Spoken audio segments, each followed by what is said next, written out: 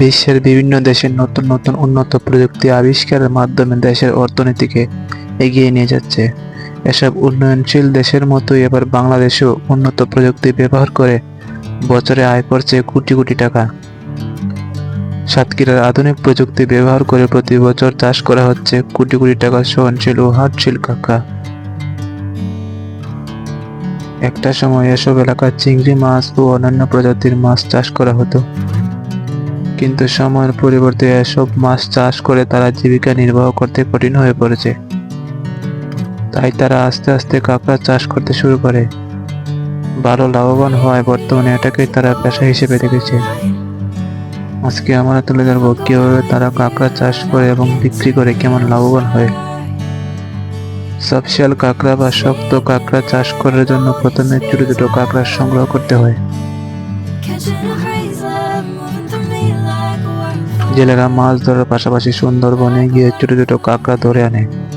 সেই কাঁকড়াগুলোকে বাজারে এনে ভালো দামে বিক্রি করে। যারা কাঁকড়া চাষ করার জন্য কামার তৈরি করে তারা বাজার থেকে সেই কাঁকড়াগুলো কিনে আনে।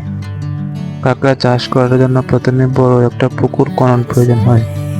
তারপর এখানে বাঁশ দিয়ে মাচা তৈরি করা হয়। পুকুরের মাঝখানে একটা ছাউনি তৈরি করা হয়। বাঁশের মাচার উপর সারিবদ্ধভাবে প্লাস্টিকের ছোট ছোট শত শত কাঁচা রাখা হয়।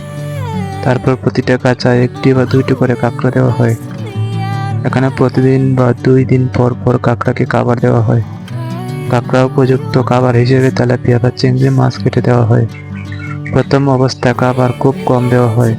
তারপর যখন আস্তে আস্তে কাঁকড়াগুলো বড় হয় তাদের খাবার পরিমাণও বেশি লাগে। এখানে কাঁকড়াগুলো যাতে অনুকূল পরিবেশের মধ্যে দিয়ে বড় হতে পারে তার জন্য ব্যবস্থা করা হয়েছে। পানিতে যেন অক্সিজেনের অভাব না হয় সেজন্য মোটর চালিয়ে পানিতে অক্সিজেন দেওয়া হয়। এখানে প্রতিদিন নিয়মিতভাবে কাঁকড়া প্রতিটা কাঁচা চেক করা হয়। কাঁকড়া যত বড় হতে থাকে আস্তে আস্তে তারা নিজের গায়ের পুরনো কলস পরিবর্তন করে। এই পরিত্যক্ত কলস থেকে আবার মেশিনের সাহায্যে রাসায়নিক সার তৈরি করা হয়, যা বাজারে ভালো দামে বিক্রি করা হয়।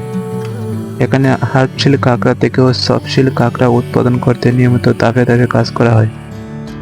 কাঁচা ছোট একটি হার্ডশীল কাঁকড়া ধাপে ধাপে নিয়মিত খাবার দেওয়া ও চেক করা হয়। কাঁকড়ার রোগবালাই খুবই কম। যেখানে জেলেরা একসময় চিংড়ি বা অন্যান্য মাছ চাষ করে রোগবালাইয়ের চরম বিপদে পড়েছিল, সেখানে আজ কাঁকড়া চাষ করে তারা যেন নতুন জীবন পেল। কাঁকড়া সাধারণত বড় হতে সময় লাগে 20 থেকে 25 দিন। এর ভিতরে হার্ডশেল কাঁকড়া কলস পরিবর্তন করে চপ হয়ে যায়। এখানে বাছাই করে চপশিয়াল কাঁকড়াগুলোকে আলাদা করে প্রসেসিং সেন্টারে পাঠানো হয়। আন্তর্জাতিক মান অনুসারে কাঁকড়াগুলোকে প্রক্রিয়াজাত করা হয়। বিশ্বের বিভিন্ন দেশে যেমন ইউরোপ, আমিরাতে এগুলো চড়া দামে বিক্রি করা হয়। বাংলাদেশেও এগুলো ভালো দামে বিক্রি করা হয়।